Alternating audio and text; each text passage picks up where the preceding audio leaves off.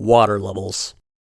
An abhorrent connotation for many who often label the premise as several instances to be extremely often considered anything associated to displeasure, which is likely held in part by numerous puzzle intricacies that pull the rate of pacing down to its knees each time when one either fully submerges or activates a switch to unlock a clean path.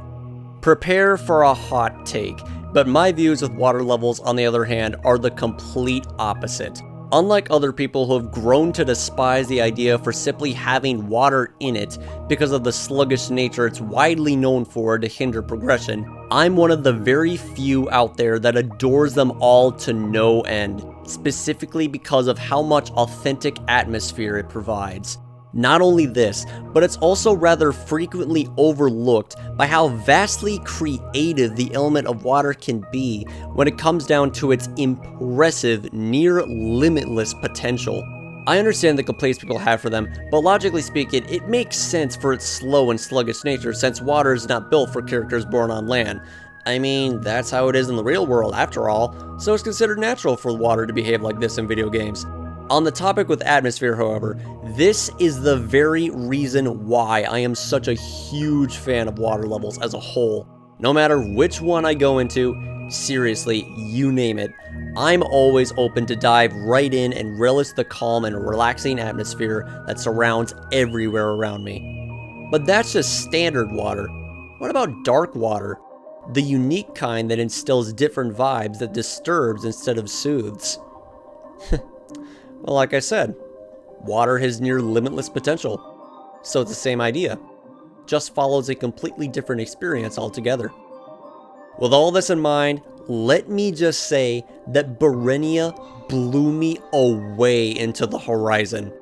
From the gigantic waves crashing on the shore inside an endless raging thunderstorm, the ingenious level design that makes the aforementioned slow and sluggish nature of water, by forcing to endure the bare minimum, works spectacularly well in both progression and combat, not to mention setting the tone for Samus being left exposed and vulnerable perfectly, the enemies underwater, all the way down to the binary construct of soothing and disturbing elements merged together in the music, creating peak Metroid atmosphere. Everything about this place felt like I was traversing through an underwater aquarium exhibit on the surface, but in the depths made it even more extravagant by making it really feel like I was at the bottom of the ocean. Plus the deep sea creatures ranging from shrimp-like Baltaloons and the giant squid-like Leviathan reminiscent Omnithons swimming in swarms in the background, combined with rays of light piercing through the waters, made the submerged parts of the area so genuinely creepy, yet beautiful at the exact same time. Rivaled with the music, which is my favorite track in the game, is the exquisite amount of detail painted on the background visuals, mainly on the surface. It is unreal on the amount of ridiculous effort that was put into these passages.